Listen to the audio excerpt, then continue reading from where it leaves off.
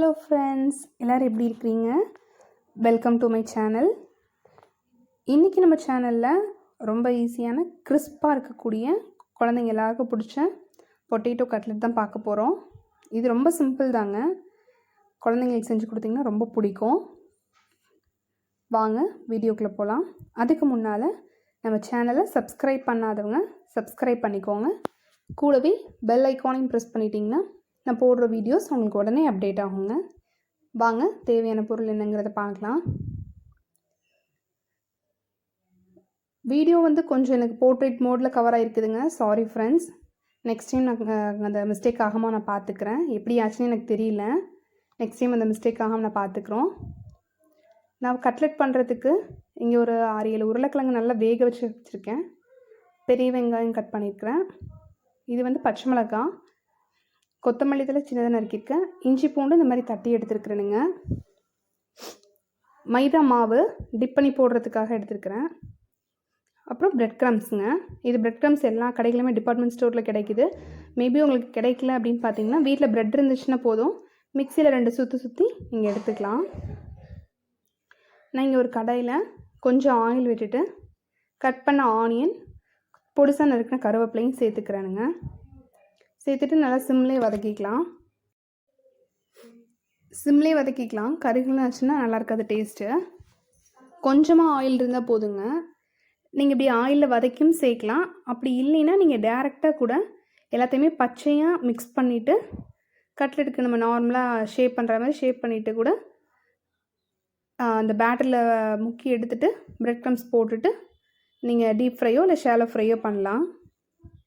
பாருங்கள், வெங்காயம் நல்லா கொஞ்சம் வதங்கியாச்சு, ட்ரான்ஸ்பரண்ட் ஆகிட்டு பார்த்தீங்களா. இப்போ நம்ம இதில் பச்சை மிளகாய் சேர்த்துக்க போகிறோம்.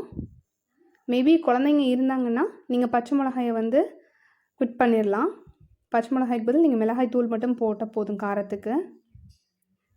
இஞ்சி பூண்டு இந்த மாதிரி நல்லா கொஞ்சம் க்ரஷ் பண்ணி வச்சுருக்கேன், தட்டி வச்சுருக்கிறேன். தூள் பார்த்திங்கன்னா மிளகாய் தூள், கொஞ்சம் கரம் மசாலா தூள்,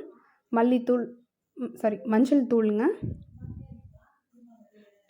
அதை ஆட் பண்ணியிருக்கிறேன். அது கூட நம்ம மல்லித்தூள் ஆட் பண்ணுறோம். கரம் மசாலா எதுக்கு போடுறோன்னா நல்லா ஃப்ளேவர் கொடுக்கும். நீங்கள் பச்சை மிளகா போட்டிருக்கிறதுனால மிளகாய் தூள் அளவாக சேர்த்துக்கோங்க. நான் இன்றைக்கி ஒரு 1/4 ஸ்பூன் தான் சேர்த்துருக்குறேன். நான் ஒரு பச்சை மிளகா போட்டிருக்கிறேனுங்க.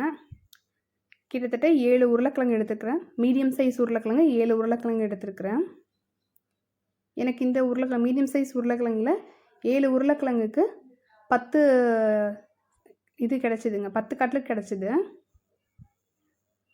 பாருங்கள், இந்த மசாலாஸ் நல்லா வதங்கினதுக்கப்புறம் இதில் நல்லா மசிச்சு வச்சுருக்கிற உருளைக்கிழங்கை நான் ஆட் பண்ணியிருக்கிறேன். எனக்கு ஃபோன் கையில் வச்சுட்டு நல்லா மிக்ஸ் பண்ண முடியல, உங்களுக்கு நான் மிக்ஸ் பண்ணிவிட்டு காட்டுறேன். பாருங்கள், நல்லா மிக்ஸ் பண்ணியாச்சு. மசாலா கூட உருளைக்கிழங்கு எல்லாமே நல்லா கோட் ஆகிற மாதிரி ஃபுல்லாக நல்லா வதக்கி விட்டுக்கோங்க. இது நம்ம வெங்காயத்துலேயே ஏற்கனவே மசாலா போட்டதுனால பச்சை வாடை டக்குன்னு போயிடுக்கும். கொஞ்சமாக மேலே பொடிசா நறுக்குன்னு கொத்தமல்லி தழையை தூவிட்டு நம்ம இறக்கிடலாம். அவ்வளோதான், நமக்கு மிக்சர் ரெடிங்க. இது நல்லா ஆற விட்டுட்டு உங்களுக்கு என்ன ஷேப் வேணுமோ, ரவுண்ட் ஷேப்னால் ரவுண்ட் ஷேப்பு, இல்லைன்னா சிலிண்ட்ரிக்கல் ஷேப் வேணும்னா அதே மாதிரி நல்லா ரோல் மாதிரி பண்ணிக்கலாம். இல்லை ஹார்ட்டின் ஷேப் பண்ணணும், குழந்தைங்களுக்கு ஸ்டார் மாதிரி என்ன ஷேப் நம்ம பண்ணணுமோ அந்த மாதிரி செஞ்சுக்கலாம். இங்கே பாருங்கள், இந்த மாதிரி எல்லாத்தையுமே நம்ம செஞ்சுக்கலாம். நான் இன்றைக்கி வெறும் ரவுண்ட் ஷேப் மட்டும்தாங்க பண்ணியிருக்கிறேன். இப்போ நம்ம பேட்டரை ரெடி பண்ணிக்கலாம். இது எதுக்குன்னா நம்ம அந்த கட்லெட்டை அதில் முக்கி எடுத்து தான் பிரெட் க்ரம்ஸில் போட போகிறோம். இன்றைக்கி நான் மைதா மாவு யூஸ் பண்ணுறேங்க. மைதா மாவில் கொஞ்சமாக உப்பு போட்டுட்டு தண்ணி ஊற்றி நம்ம மிக்ஸ் பண்ணிக்க போகிறோம். உங்களுக்கு மைதா மாவு வேண்டாம் அப்படின்னா நீங்கள் என்ன பண்ணலான்னா, எக்கு யூஸ் பண்ணுறவங்களா இருந்தால், எக்கு சாப்பிடுவீங்க அப்படின்னா எக்கை நல்லா பீட் பண்ணி வச்சுக்கோங்க. வெறும் சால்ட்டு போட்டுட்டு, பெப்பர் போட்டாலும் தப்பு இல்லை, கொஞ்சமாக சால்ட்டு பெப்பர் போட்டு நல்லா மிக்ஸ் பண்ணி வச்சுக்கோங்க.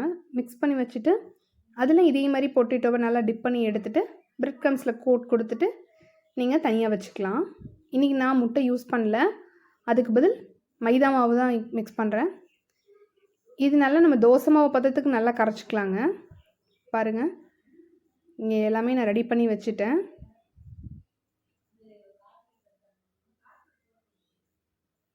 அந்த மீடியம் சைஸில் 7 உருளைக்கிழங்கு போடும்போது இந்த மாதிரி 10 கட்லட் எனக்கு கிடச்சிருக்குதுங்க.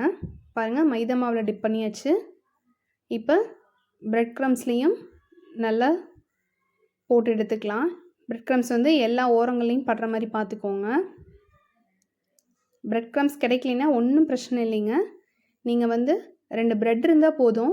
அதை நல்லா மிக்சியில் பல்ஸ் மோடில் 2 பீட் போட்டிங்கன்னா உங்களுக்கு பிரெட் க்ரம்ஸ் ரெடி ஆகிக்கும். பிரெட் க்ரம்ஸ் இல்லை அப்படிங்கிற பட்சத்தில் நீங்கள் ரவை யூஸ் பண்ணிக்கலாம்.